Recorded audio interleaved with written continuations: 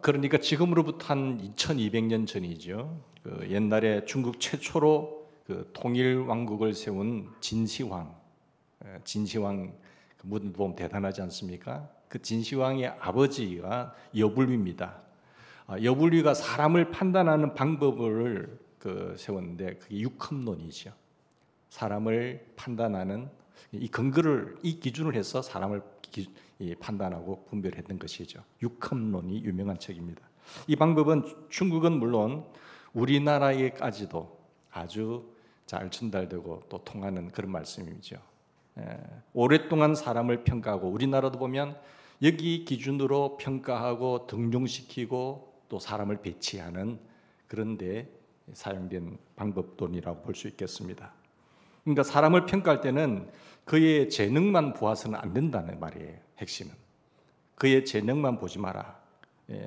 그래서 외모나 재능, 현대적으로 말하면은 그의 지식이나 기술이 뛰어나다든지 경험이 풍부하니까, 재력이 있으니까, 이런 것으로 사람을 평가할 수 없다는 것입니다.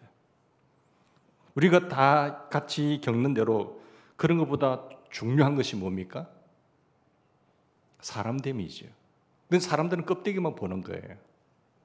그 사람 이력을 보고 앞뒤 따지지도 않고, 많이 지식이 풍부하구나, 경험이 있는 사람일 것 같구나, 그리고 기술이 뛰어나니, 재력이 있으니까, 이런 걸 바라보고 우리는 사람을 배치시키고 등용을 시킨단 말이에요. 껍데기죠. 근데 정말 중요한 것은 알잖아요. 육합론에서 말하는 것은 사람됨이 되는다. 그걸 말하는 겁니다. 사람됨이 기본입니다. 기본이 안 된 사람이 지식을 갖게 되고 기술을 터득하게 되면 그 도둑놈이 되는 거예요. 사기꾼이 되는 거예요. 사람이 되지 않는 상태에서 재력을 가진다든지 어떤 놀라운 어떤 방법론만 터득한다고 한다면 굉장히 악용하는 경우들을 많이 보게 됩니다. 옛날보다도요, 현대는 더 잘 살아요. 많이 배웠어요. 거의 대학을 다 나왔어요. 근데 사회가 왜 이럴까요? 사람이 덜 됐기 때문에 그래요. 기본이 안 됐기 때문에 그렇습니다. 이것이 잘못되면 재능이나 지식 같은 것은 아무 소용도 없습니다. 도리어 더 악한 일의 앞잡이가 됩니다. 사람됨이라고 하는 것은 지식과 관계없습니다. 재능과도 관계없습니다. 우리에게 필요한 사람은 어떤 사람인가요? 사람됨이 된 사람, 바로 된 사람이에요. 육합론은 이렇습니다. 첫째, 즐거울 때 같이 즐거워할 줄 알아야 된다. 그 즐거움에 얼마나 빠져드는가를 보는니다. 기쁜 일이 생겼어요. 즐거운 일이 생겼어요. 함께 즐거워할 줄 알아야 되죠. 근데 내가 슬프다고 해서, 나는 우울하다고 해서 한마디 툭 뱉어가지고 초친다는 사실. 그 사람 한 사람 때문에 분위기 완전 싸해져 버려요. 좋은 분위기인데, 정말 잔치 분위기인데 그 한 사람 때문에 안 된단 말이에요. 그러니까 첫 번째는 사람의 같이 기뻐할 때 기뻐할 수 있는 사람, 즐거움에 얼마나 빠져드는가 하는 것이죠. 남 다 기뻐하는 일에 이상한 말 한마디 해가지고 초치는 분위기 싸하게 만든 그런 사람들이 있잖아요. 그런데 그렇게 하지 못하는 거죠. 우리가 선물을 받았으면 그 사람의 마음을 헤아리고 그 사람이 나를 위하고 너무나 고마워서 이렇게 감사해야 되는데, 이게 얼마짜리인지, 어떤 마음에서 줬는지, 이게 내 물이 아닌지, 그런 거 생각하면서 딴 생각을 한단 말이에요. 그리고 즐거운 일이 있을 때에 즐겁지 않았던 일을 생각해서 그 자리의 분위기를 망치는 사람이 있습니다. 여러분, 이런 사람은 사람됨의 기본이 잘못되었다 하겠습니다. 자, 육합론에서 말하는 두 번째가 뭔지 하면은, 기쁠 때 얼마나 그 기쁨을 또한 자제할 수 있는가라는 것을 가지고 사람을 평가하는 거죠. 나는 기쁘지만 다른 사람을 생각해 보니까 이 기쁨을 내가 좀 자제해야 되겠구나 하는 것이에요. 내 기쁨을 좀 억제해야 되겠다는 그런 마음을 가지는 것입니다. 우리 학생들 지금 입학철이잖아요. 시험을 치고 수능 치고 앞으로 내면은 대학에 입학도 하고 야, 우리 자녀들 가운데 네가 그렇게 바라고 기도하던 대로 훌륭한 대학에 들어갔다. 얼마나 기쁜 일이에요. 나는 기쁘지만 근데 이웃을 생각하면 내 기쁨을 좀 억제해야 돼요. 근데 이웃의 자녀는 떨어졌단 말이에요. 근데 삼수까지 했는데도 불구하고 떨어졌어요. 근데 그 사람 생각하면 내가 기뻐하고 떠벌려 되겠어요? 그러면 안 된단 말이에요. 저기는 지금 초상집인데 내가 잔치집을 해서 그것을 떠버리고 이야기하면 되겠냔 말이에요. 우리 아들은, 우리 딸은 훌륭한 곳에 입학을 했어요. 요즘 취직하기가 얼마나 힘듭니까? 근데 말이야, 우리 자녀 가운데 훌륭한 곳에 입사해가지고 좋아 죽겠다. 그럼 저 집안은 지금 취업도 못하고 있는데 그렇게 하지 말아야 돼요. 내 기쁨이 풍성하다 하더라도 조금 억제할 수 있는, 이웃을 생각해서 억제할 줄도 아는 사람이 제대로 된 사람입니다. 남을 생각할 줄 있는 사람이죠. 남이 어떻든 나만 기쁘다고 촐랑거리는 사람이라고 하면은 그 사람이 경망스러운 사람입니다. 세 번째, 육합론에서 말하는 사람됨을 말하기를 괴로울 때 얼마나 참아내느냐. 내게 괴로움과 슬픔이 있지만 이것을 참아낼 수 있는가를 보는 것이, 괴롭고 아프고 할 때에 나 하나만 참으면 모두가 다 조용해져요. 병원에 한 번씩 가보면은 아프다고 소리 지르면서 옆 사람 생사람까지 잡는 사람 있잖아요. 그 병원은 별로 아픈 것도 아닌데. 근데 정말 아픈데 힘든데 수술까지 하고 실바가 꼽는데 참아내는 사람이 있더라고요. 꼭 참습니다. 견뎌내는 거예요. 두 가지 유형사는 뭐지 않습니까? 분명히 아프겠는데 어떻게 그걸 참아내느냐는 거예요. 근데 보면은 별것 아닌데도 호들갑을 떠는 사람이 있어요. 이런 병 걸렸다고 저런 병 걸렸다고 떠벌리면서 나 죽겠다고. 근데 그 한 사람 때문에 집안이 다 조상집 분위기라니까요. 아무 일도 안 되는 거예요. 괴로울 때에 스스로 잘 참을 줄 아는 사람이라야 됩니다. 여러분, 이런 내 감정의 억제가 안 되는 사람은요, 이런 정도의 인간이라면 별거 볼 거 없습니다. 자, 네 번째가 뭔가 하면요, 두려울 때에 얼마나 내색을 하지 아니하는가예요. 그의 환경과 여건으로 볼 때는 굉장히 두려움이 몰려와서요. 그런데 전혀 내색을 하지 않아요. 깜짝 놀랄 일이 있어도 호들갑을 떨지 않습니다.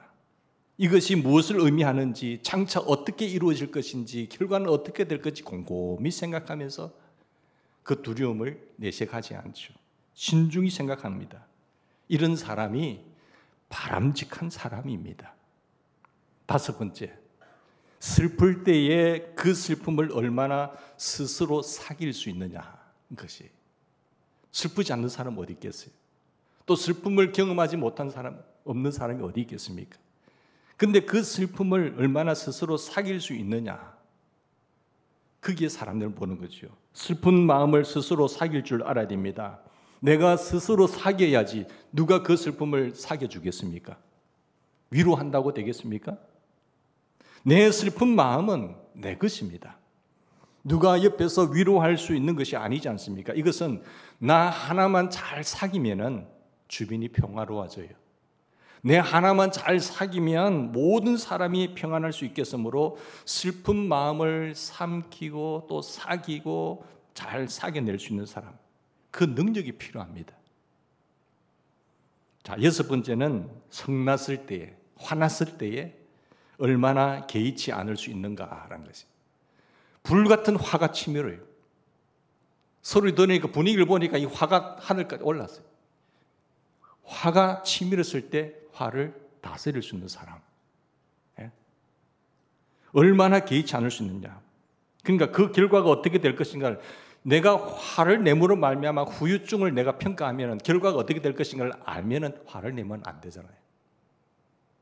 내가 화가 난다고 해서 밥상 엎어볼 수도 있잖아요, 옛날에 어른들. 그런데 하면 내 화를 다스리지 못해서 분위기가 엉망이 된다는 거죠. 그리고 화가 났을 때 이것을 억누르지 못하고 스스로 다스리지 못하는 사람, 그 사람은 더 볼 것이 없습니다. 뭘 봅니까? 몸집이 큰 사람을 뭐라고 말하지요? 거인이라고 말합니다. 근데 마음이 큰 사람을 거물이라고 이야기해요. 야, 물건이다. 큰 사람이다. 말합니다. 마음이 큰 사람이 거물거위입니다.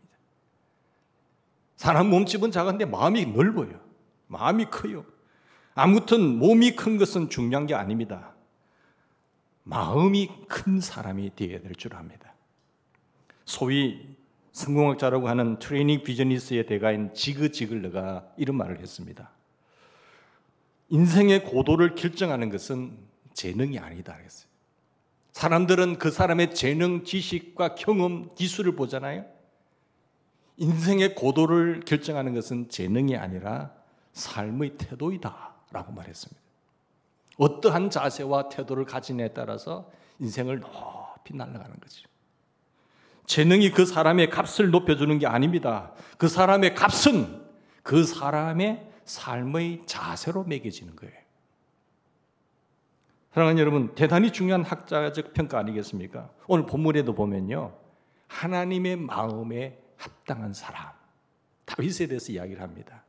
우리가 잘 아는 내용이잖아요. 하나님의 명령을 받고 사무엘 선지자가 이새의 집에 갔어요. 그리고 이새의 집에 가서 그 다음으로 왕이 될 사람을 찾아내는 겁니다. 이 집에 왕이 될 사람이 있다 라고 이새를 부릅니다. 당신의 아들들을 다 데려갔으면 좋겠다. 그렇게 불렀는데 아버지가 볼 때에 외모를 보았어요. 겉모습을 봤어요. 껍데기를 봤어요. 이 아들이 다음에 왕이 되면 좋겠다. 추천하는 거예요. 이 사람 첫째 아들 내는 거예요. 근데 사무엘 선지자는 하나님이 선택한 왕이 아니라는 거예요. 그리고 또 그 다음 아들 데려가요. 이 아들은 어떠냐? 이 아들은 잘한다고. 공부도 잘하고 인물도 좋고 재능도 있고. 그러니까 고개를 잘래 흔듭니다. 이래서 7 아들까지 다 보여줬어요. 그런데 아니라는 거예요. 더 이상 아들이 없느냐 물은 거예요. 아니 있긴 있는데 하나 막내가 있어요. 그런데 이 막내는 볼 것 없습니다. 볼 것 없대. 그러니까 사무엘이 이 집에 찾아갔을 때 그 막내 다윗을 하나님은 점 찍었단 말이에요. 그런데 사람의 아버지의 관점으로 봤을 때는 다 아니라고 해요. 그럴듯한데. 사랑하는 여러분, 근데 이 보면 이름을 대주지 않으면서 계속해서 보다가 다윗을 마지막에 찝니다. 이게 다윗이라는 사람은요, 아브라함의 14대 손이에요. 아브라함의 14대 손. 성령이 감동된 사람, 누가 하나님께서 쓰시는 사람인가? 아브라함의 14대 손 이새의 집안의 막내 아들 다윗이 점 찍었다. 이 아들이 진짜다 라고 하는 것입니다. 그러니까 오늘 본문에 보면 드라마틱한 이야기가 다 펼쳐지잖아요. 사랑하는 여러분, 아들을 쭉 보면서 다윗이 차례가 왔을 때에 이 아들이 있다라고 말할 때 제가 갈로에서 한 번 더 열면은 저는 쓸모없는 아들, 막내, 그것도 이제 형님들 손에 의해서 저 양이나 치는 아들이 있습니다 라고 말을 했어요. 외모를 보고 추천했는데 하나님은 무엇을 보셨느냐? 중심을 보셨다. 이 말씀 오늘 7절 말씀이에요. 이 아들이 있나이다. 그리고 그 아들에게 하나님께서는 기름 부으라고 사무엘 선지자에게 이야기를 하는 것입니다. 다윗을 불러놓고 바로 그가 다윗 왕이 된 것이죠. 다른 말로 말하면 우리가 필요한 사람이고 하나님 마음에 합당한 사람이다 라는 사람입니다. 이런 사람 잘못 세워놓으면요 큰일 나는 거예요. 그 한 사람만 망가지는 것이 아니라 분위기 전체가 망가져버려요. 우리 집에 왕이 될 사람이 있어서 사무엘 선지자가 왔다라고 말하면서. 근데 다윗의 입장에서 보면요, 참 이 다윗도 대단하다는 것을 보게 됩니다. 물론 막내지만 형님들이 가서 너는 양이나 치라 했지만은 오늘 우리 집에 그 유명한 사무엘 선지자가 온다고 하는데 나도 얼굴 좀 봐야지요. 형님들 뭐라고 하세요? 그렇게 말할 수 있잖아요. 버틸 수 있잖아요. 그런데 형님들이 가서 너는 양이나 치라고 하니까, 너는 볼 거 없다 하니까 그대로 순종하며 갔습니다. 이런 다윗 소년의 모습을 한번 상상해 보십시오. 아주 어질지 않습니까? 어질면서 훌륭한 데가 있지 않습니까? 사람됨이요. 거기서부터 벌써 보이는 겁니다. 척 보면 안 되잖아요. 여러분, 성경에 다윗이라는 이름이 몇 번 나올까요? 성경에서 이름 가운데 제일 많이 나오는 이름이 다윗이라는 이름인데요. 995번 옵니다. 처음에는 옛날에 헬 보다가 이제는 컴퓨터를 치면은 딱 검색을 하면은 쫙 나와요. 995번. 얼마나 유명한 사람인 걸 알겠습니다. 그만큼 다윗이라는 이름이 많이 나옵니다. 사람의 이름 중 성경 중에 가장 많이 나온 이름. 그뿐만 아니라 그를 두고 뭐라고 말하셨어요? 하나님 마음에 합당한 사람. 저 집사님, 저 장로님, 하나님 마음에 합당한 사람. 저런 하나님 마음에 합당한 사람. 이런 사람이 우리가 필요로 하는 사람이에요. 그뿐만 아닙니다. 그를 두고 이런 말씀을 하게 되잖아요. 그래서 하나님께서는 그 용모와 신장을 보지 말라. 내가 이미 그를 버려놓으라 했어요. 처음에 사울 왕이 겸손할 때는 하나님을 잘 섬겼습니다. 이제 좀 됐다고요. 하나님 말씀까지 무시해버려요. 하나님 말씀까지 짓밟아버려요. 그래서 하나님께서 네가 내 말을 버림으로 나도 너를 버리노라. 버려버립니다. 그리고 내 마음에 합당한 이 다윗을 세워나가는 거죠. 여호와는 중심을 보느니라 이렇게 말씀하셨어요. 분명한 것은 하나님께서 신장이나 용모를 보시는 것이 아니라 중심을 보신다는 겁니다. 즉 다른 말로 말하면 속 사람을 본다는 거예요. 사람들은 저 사람의 안에 속 사람에 빨간색이 들어있는지 노란색이 들어있는지 알 수 없지만 하나님은 다 보시는 거예요. 심령을 꿰뚫어 보신 하나님. 못생겼다 하면 생각나는 이 사람 누굽니까? 소크라테스. 근데 훌륭한 철학자잖아요. 못생긴 사람의 대표적인 인물이 소크라테스인데 얼굴이 대중 없이 울퉁불퉁하고 눈이 작고 튀어나온 데다가 키는 짝달막하고 전혀 가치가 없는 사람이지. 칼빈 한번 보십시오. 칼빈이라는 사람은요, 사진도 보면 아시듯이 꽉 마른 사람이에요. 얼굴도 보면은 뼈밖에 없잖아요. 그리고 이 사람은 몸이고 얼굴이 아주 빼빼 마른 데다 눈에는 진물이 나는 볼품없는 사람이었다고 말합니다. 미국의 훌륭한 대통령 링컨 대통령, 노예 해방의 운동 일으킨 링컨 얼굴 보셨지요? 사진 보셨잖아요. 그 보면은 몸과 얼굴이 짜임새가 없이 깡마르고 다리는 물색 없이 길어지고 그래서 별명이 뭡니까? 고릴라다 이렇게 말한 거예요. 체구가 크고 훌륭해서가 아니라 생긴 것이 고릴라처럼 생겼다는 거예요. 사도 바울 보십시다. 키는 작고 시력도 나쁘고 전설대로 말하면 간질병까지도 알았던 사람이었어요. 그러나 하나님께서는 중심을 보고 당신의 사람을 쓰시더라는 겁니다. 이런 사람들이 살려내는 거예요. 사랑하는 여러분, 어떤 사람을 쓰기는 한번 보는 것을 보면은 다윗이라는 사람은요, 다윗이 왜 쓰임 받았는가 보면은 마음 믿음이 듬직했습니다. 믿음이 있는 사람이었고 신앙적 용기가 있는 사람이었어요. 하나님을 믿는 신앙이 확실한 사람이에요. 그 신앙의 근거에서 용기가 있는 사람이었다니까요. 얼마나 분명한 사람인지 모릅니다. 이래도 흥 저래도 흥이 아니라 대충 은혜로 살아가는 것이 아니라 그 확실한 믿음 위에 용기까지 있었으니까 그 앞에 용납이 안 되는 거죠. 사무엘상 17장에 보면 이런 말씀도 있습니다. 사울에게 고하되 주의 종이 아비의 양을 지킬 때에 사자나 곰이 와서 양떼에게 새끼를 움키면 내가 따라가서 그것을 치고 그 입에서 새끼를 건져냈다. 얼마나 무시무시한 상황입니까? 그런데 곰을 입을 찌르고 얼마나 나를 해하고자 하면 내가 그 수염을 잡고 그것을 쳐 죽였나이다. 주의 종이 사자와 곰도 쳤은즉 사시는 하나님의 군대를 모욕한 이 할례 없는 블레셋 사람이랴. 이 블레셋 사람이 하나님 이름을 모욕하고 모독할 때에 다윗이 나갑니다. 벌벌벌 다 뜨고 있을 때 어떻게 내 만군의 여호와 하나님 이름을 망령되일 거냐 하면서 다윗이 나가잖아요. 이 용기에. 그 용기는 어디서 왔습니까? 믿음에서 온 거지. 신앙이 있고 용기가 있었습니다. 그러나 한편으로는 겸손한 사람이었어요. 다윗의 일생을 연구해 보면 그는 참으로 신비로운 인물입니다. 자, 그는 실수가 너무 많았어요. 허물이 너무 많았습니다. 전문가들이 연구해 보니까 한 20군데는 있는 거예요. 잘못한 것이. 성경에는 20군데나 씻을 수 없는 실수와 죄상을 그에게 있다고 말합니다. 그러나 다윗은 겸손하여서 뭐 같은 사람입니까? 회개한 사람입니다. 실수는 누구나 할 수 있잖아요. 고의적이 아니었다고 한다면 회개하는 거예요. 하나님, 나 잘못했습니다. 자, 대표적인 것이 바세바의 사건이에요. 그리고 그것이 들통날까 봐 그 남편까지 죽이는 살인죄까지 짓습니다.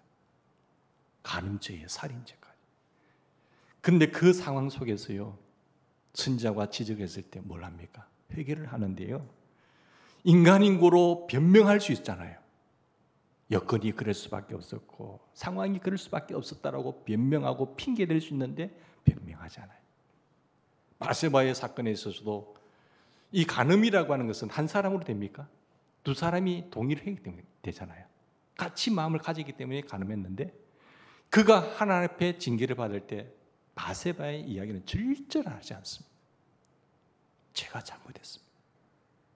바세바가 다윗을 유혹했다고 성경은 말합니다. 이 엄청난 죄를 회개할 때에 한 번도 바세바를 덜먹이지 않습니다.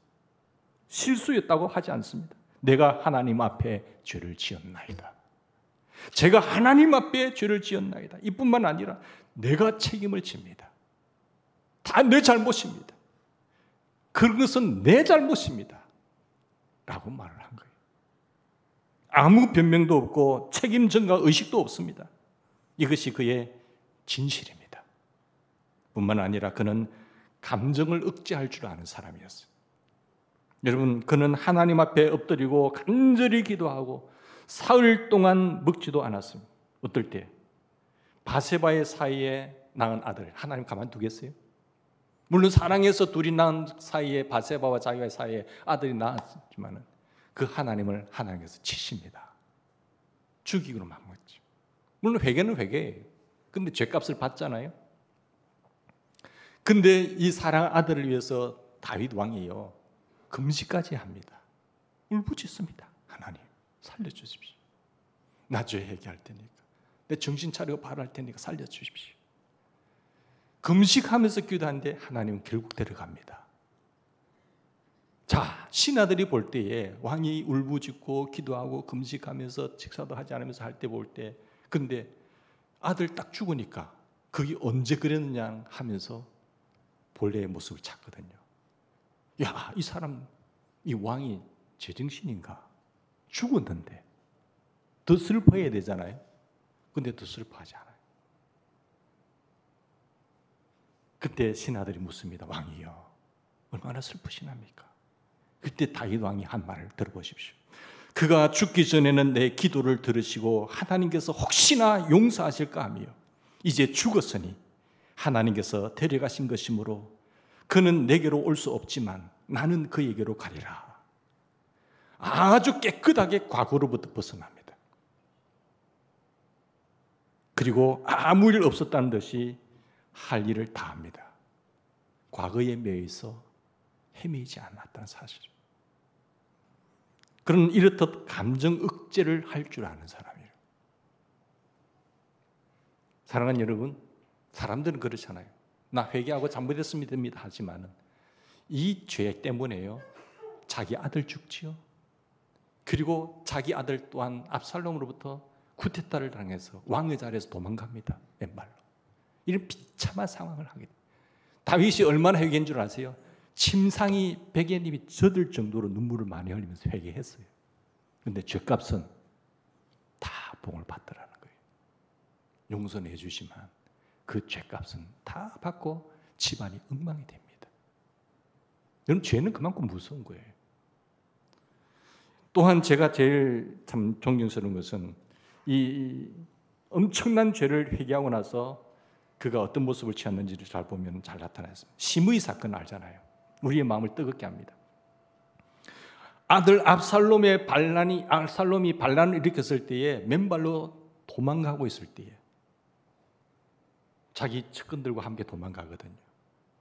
그랬을 때에 심의가 왕 앞에서 야, 저 인간 봐라. 하면서 저주를 합니다. 시므이라는 사람이 가로막고 돌을 던지면서 저주했을 때 보다 못하여서 아비새라고 하는 장군이 칼을 뺍니다. 왕이시여, 저 인간을 명령만 하십시오. 개 같은 인간을 죽여버리겠습니다. 이렇게 말을 했을 때에 다윗이 뭐라고 한 줄 아세요? 칼을 거두라고 하는 거예요. 칼을 거두라. 다윗의 명령 한마디면 시므이 같은 인간은 끝장입니다. 그러나 다윗은 유명한 말을 하죠. 내가 너희와 무슨 상관이 있느냐? 저가 저주하는 것은 여호와께서 저에게 다윗을 저주하라 하심이니 네가 어찌하여 그리하였느냐 할 자가 누구겠느냐. 보십시오. 자기 몸에서 난 아들도 내 생명을 지금 헤아려 하거든. 하물며 이 베냐민 사람이라 버려두라. 혹시 여호와께서 나의 원통함을 감찰할지니 오늘날 그 저주 까닭에 선으로 내게 갚아주시리라 말합니다. 여러분 잘 견딥니다. 잘 참습니다. 이것이 그의 겸손이요 그의 진실이라는 말씀이에요. 여러분 하나님은 살아계십니다. 하나님은 시퍼렇게 살아계세요. 사랑하는 여러분, 이 하나님을 절대적으로 믿었던 다윗, 그 하나님을 따라 살아가는 다윗처럼 우리도 그렇게 되기를 바랍니다. 그리스도께서 사람을 외모로 보지 않습니다. 하나님이 보시는 것은 중심을 보십니다. 뽕나무에 올라간 삭개오를 보십니다. 그리고 세관에 앉아있는 마태를 부르십니다. 18년 된 귀신 된 엘리자를 하나님 보시고 그리고 아브라함의 딸이라고 부르십니다. 뿐만 아니라 하나님은 미래를 보시는 분이에요. 저에게 희망이 있느냐, 미래가 있느냐 없느냐. 그래서 베드로를 부르시고 나다나엘의 미래를 보시고 바울의 미래를 보시고 그를 부르십니다. 부잣집에는 금그릇과 은그릇과 나무그릇, 질그릇이 있다라고 디모데후서 2장에 말씀합니다. 그러나 깨끗한 그릇만이 하나님께서 쓰신다고 말씀합니다. 사람들은 지식과 기술과 재능과 경험과 재력을 보지만 외모를 보지만 하나님은 중심을 보시고 깨끗한 그릇을 쓰신다는 것을 명심하시고 하나님이 기뻐하시는 사람, 우리가 필요로 하는 사람을 잘 세워나가는 아름다운 교회가 되기를 주의 이름으로 축원합니다. 함께 기도하십시다.